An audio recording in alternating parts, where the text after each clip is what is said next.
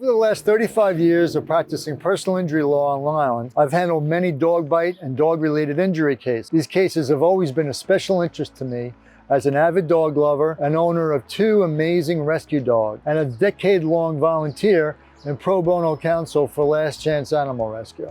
However, New York's dog bite law has always made it very difficult for people bitten or injured by a dog to win a case against the owner of the dog that caused their injury. Before this year, a person injured in New York by someone else's dog could only file a lawsuit based upon strict liability and not based upon negligence. Under a strict liability cause of action, the plaintiff, who's the injured party, was required to prove that the involved dog possessed a vicious propensity and that the dog owner was aware of it or should have been aware of it before the date of the injury. A vicious propensity has been held to be a tendency to act in a way that may endanger the safety of a person. This would of course involve biting a person, but it could also involve jumping on someone or other behavior that causes injury. To prove that the dog owner was aware of this propensity, an injured person would have to prove that the dog engaged in the same or similar type of behavior before the injury date in the presence of the owner. This is where the publicly used term one bite rule comes from. Of course, if the injured person could prove that the dog actually bit someone else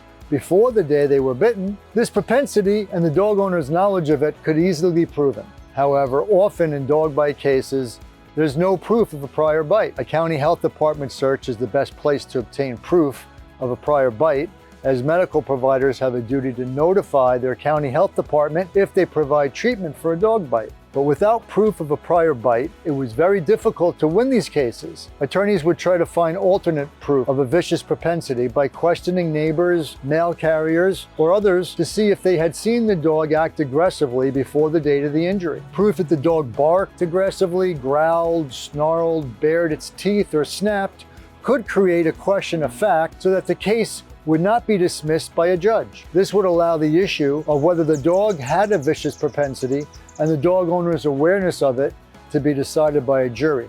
There are also cases where a person is injured due to the behavior of a dog and not a bite. I've handled many cases where my clients were caused to fall or were knocked down by an off-leash dog. These cases were always extremely difficult to win because proof that the dog had been off-leash before and caused injury to someone is actually harder to prove. Even if you were able to obtain evidence that the dog had been off-leash before, that was insufficient because that alone was not proof of viciousness or a behavior that puts others at risk of harm. Under New York's law, up until now, a person injured by a dog was not permitted to recover against the dog owner for their negligence. And negligence is basically the absence of care, a failure to act in a way that a reasonable person or dog owner would act. So previously, if a dog owner let their dog run unleashed and they knocked someone down or caused a bicyclist to crash, there would be no viable case against the dog owner for acting in a negligent manner. However, in April of this year, the State of New York Court of Appeals, our highest court, changed the law, and New York joined almost every other state